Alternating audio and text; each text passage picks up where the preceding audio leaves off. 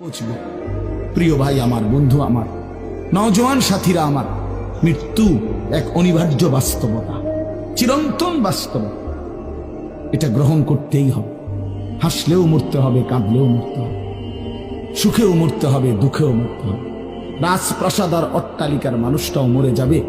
জীর্ণ কুটিরে যে লোক থাকে, হ্যাঁ, সেই লোকটাকেও মরতে হবে।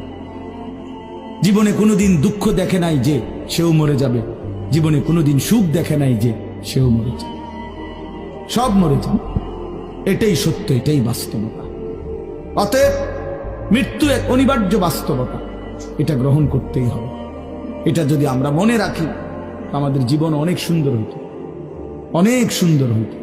রাসূলুল্লাহ সাল্লাল্লাহু আলাইহি ওয়াসাল্লাম বলছেন, আকসিরু যিকরা হাযিমিল লাযযাত ইয়ানি আল মাউত।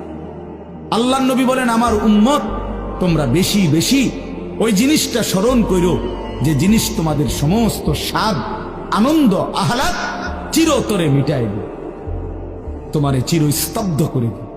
জলজ্জান্ত মানুষটা আমাদের সামনে হাঁটতো, চলতো, উঠতো, বসতো, ঘুরতো, ফিরতো, হ্যাঁ, সেই মানুষটা মনে করেন আমার চোখের সামনে নাই, তার লাশ আমার সামনে। আহা, সেই লোকটা স্তব্ধ। পৃথিবীর কত মানুষ কত আওয়াজ করতেছে,